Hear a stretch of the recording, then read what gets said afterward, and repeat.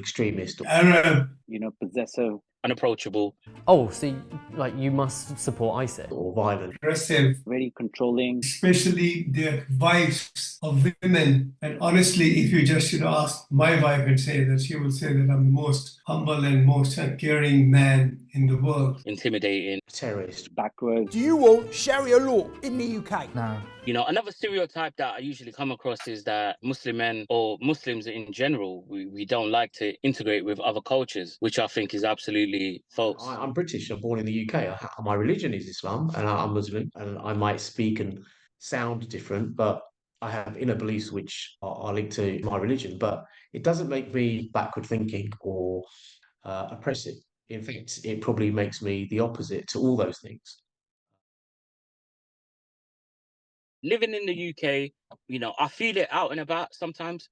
Not necessarily people coming up to me and saying anything, but when you can feel it in the air, when the riots recently happened in the UK and there was a lot of fake news being spread. I remember that one weekend being at a train station and I just felt like there was all these eyes on me for some reason. Times something big happens in some part of the world regarding to Muslim men. My personal experience is that while going to work, I feel like people looking at you, this is that Muslim man as well. And sometimes while driving, I do come across like bad remarks or facial expressions or somebody showing me some finger because of that. But when you go out, you might feel internally, and there's a part of you internally that feels like people look at you differently.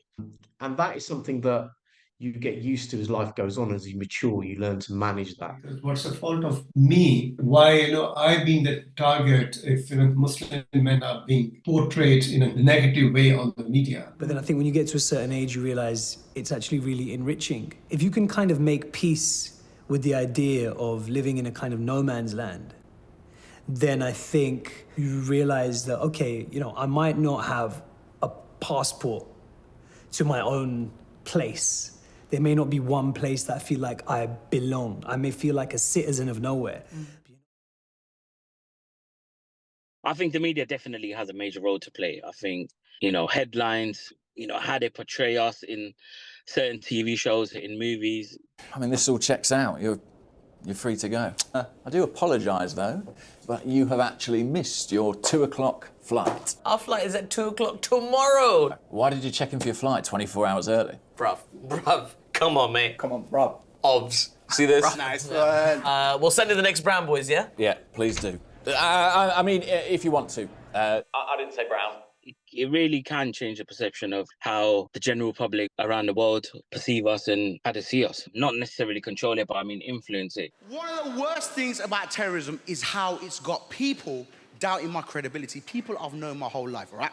I've got a neighbour, okay? She's called Maud. She's known me for 27 years. And because of the media narrative, the way that the media portrays Muslims, says, "Good, it's the ISIS.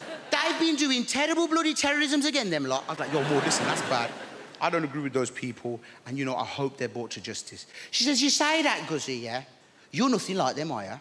"I'm nothing like them. Stop buying into the media narrative." She says, I know you say that. It's just that from very specific angles. Why does headline have to be Muslim man caught with drugs or, Muslim gang leader or Muslim this? Why can't it just be without the Muslim man bit? Look at this.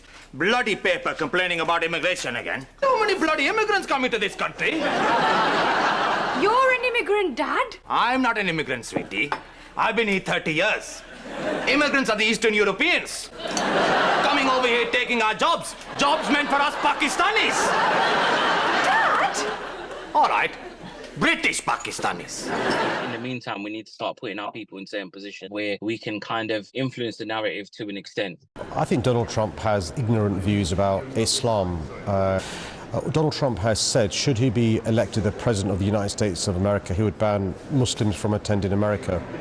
Because you are a Muslim, you could be stopped from going there. So whilst it may be great, he's made an exception for me. It's not about me. We look at our phones every night.